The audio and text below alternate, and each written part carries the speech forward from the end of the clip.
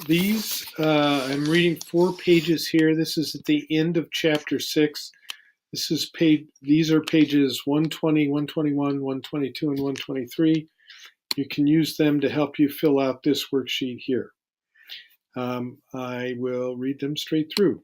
And my apologies for my lack of fluency in Dakota. I'm doing the best I can here. So this is the Dakota perspective. Red Banner, or Chief Wapahasha, explained to Luke Lee, Commissioner of Indian Affairs, why he did not want to sign the Treaty of Mendota. This is Chief Wapahasha. You have requested us to sign this treaty paper, and you have told these people standing around that it is for their benefit. But I am of a different opinion. You see these chiefs sitting around. They and others who are dead went to Washington and made a treaty in which the same things were said, but we have not benefited by them. That would have been the Treaty of 1837 he's referring to. Little Crow, or Ta'o Ya Teduta, a respected leader, described to his people what he had seen happening to tribes in the eastern United States. Warriors, we are only little herds of buffaloes left scattered. The great herds that once covered the prairies are no more. See, the whole white men are like locusts when they fly so thick that the whole sky is a snowstorm. Count your fingers all day long, and white men will come faster than you can count. Running Water, or Iyang Mani, described the starvation of his people, both American Indian and European American, had overhunted in the Dakota lands.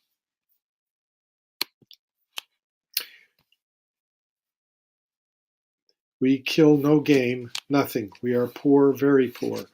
Our ribs may be counted like the poles of a lodge frame through the skin. Our horses are thin. Our dogs are lean, very lean. They are too poor to bark. Extended tail feathers, or Upiyahide Ya, a Dakota leader, explained his mistrust of the treaty. You think it is a great deal you are giving for this country. I don't think so, for both our lands and all we get for them will at last belong to the white men. You will take this treaty paper home and show it to the Great Father, the President of the United States. But we want to keep a copy here so that we may look at it and see whether you have changed it. After many difficult days of negotiation, Little Crow agreed to be the first chief to sign the treaty. I believe this treaty will be best for the Dakota, and I will sign it. We wish to live and die where our great fathers had given us the land, forever. The money is small, but we are always glad to have it, and so will our children and grandchildren to the end of 50 years. Okay, this is the settler or newcomer perspective. James M. Goodhue attended the negotiations for the Treaty of Traverse des Sioux and reported the event in the Minnesota Pioneer. Goodhue started this newspaper, which is now called the St. Paul Pioneer Press. The news of the treaty exhilarates our town. It is the greatest event by far in the history of the territory. After Red Banner, or Wapahasha, refused to sign the treaty, U.S. Agent Luke Lee responded with these words: Suppose your great father wanted your lands and did not want a treaty for your good. He would come with 100,000 men and drive you off to the Rocky Mountains. But your great father loves his red children as he does his white children, and he wishes us to make a treaty which he knows will save you from the trouble which is now coming upon you.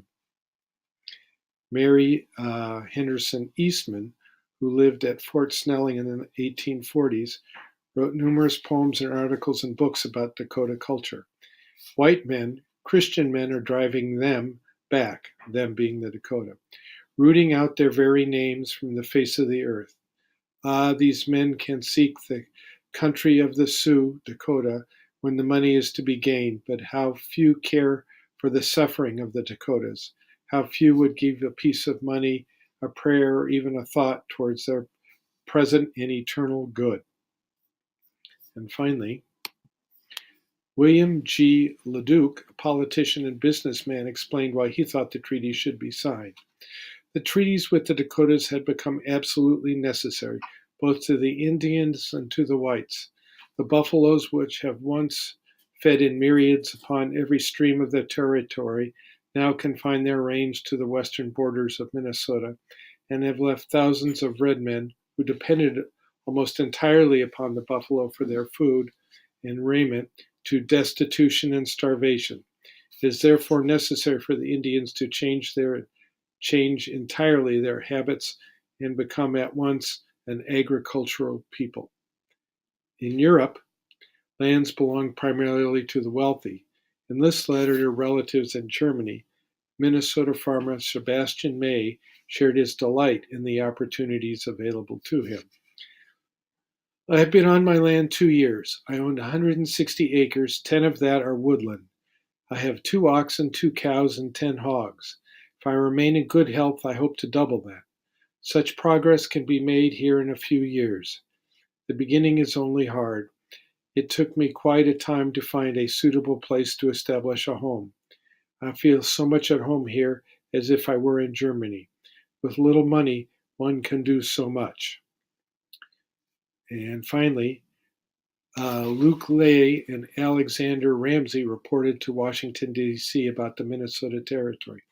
Thousands are already eagerly waiting to enter upon this new purchase, the Dakota lands, as soon as it is open for settlement. With extreme difficulty can the agents of the government now restrain them from rushing forward in advance and occupying the lands with respect to the rights of Indians and the authority of law.